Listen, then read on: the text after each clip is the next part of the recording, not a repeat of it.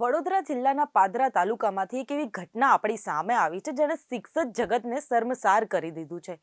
સાધી ગામના શ્રી બંધુ હાઈસ્કૂલની સ્કૂલ જાણે અખાડામાં પરિવર્તિત થઈ ગઈ હોય તેવું લાગે છે। એક વિદ્યાર્થી દ્વારા અન્ય માસૂમ વિદ્યાર્થીને ઢોર માર મારવામાં આવ્યો અને તેને નખ પણ મારવામાં આવ્યા। તે વિદ્યાર્થી લોહી લુહાણ થઈ ગયો હતો, પણ ત્યાંના સ્કૂલના તંત્ર દ્વારા કોઈ જ કાર્યવાહી કરવામાં ના આવી। ત્યાંના સંચાલકોએ બીજા વિદ્યાર્થી વિરુદ્ધ કંઈ જ નથી કર્યું અને આ વિદ્યાર્થીને પણ સારવાર નથી આપી।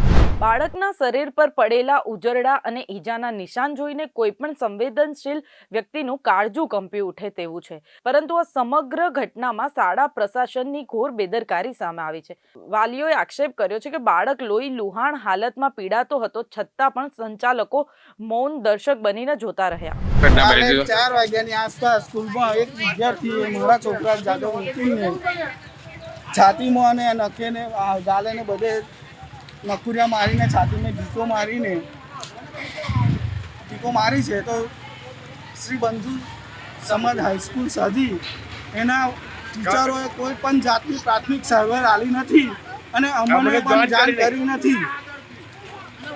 કેટલા વાગે 4 વાગે આવો બનાવ બન્યો અને 5 વાગે મારો છોકરો જ્યારે ઘરે આવ્યો ત્યારે મને આની ખબર પડી છે અને પછી હું દવાખાને લઈને ગયો છે જાતે પ્રાથમિક સારવાર માટે। અને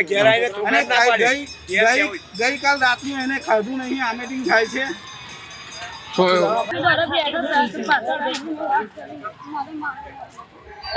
मैं स्कूल में तो नहीं हूँ क्या दवाखाने ले गया था।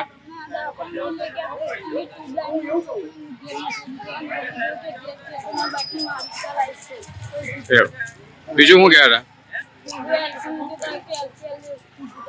नाम હતું મેડમનું? પ્રણાલી મેડમ, પ્રિન્સિપલ મેડમે કીધું હતું કે કેલ્સી આલ દઈશ। ઓકે। આ ઘટનામાં પ્રાથમિક સારવાર આપવી તો દૂરની વાત છે, પણ વાલીને જાણ પણ કરવામાં નથી આવી।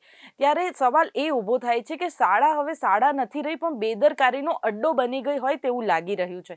હાલ આ વિષય પર બસ આટલું જ। તમારું શું માનવું છે આ વિષય પર તે અમને કમેન્ટ સેક્શનમાં જણાવો। બેનિફિટ ન્યૂઝને જોતા રહો, લાઇક કરો, શેર કરો, સબસ્ક્રાઇબ કરો।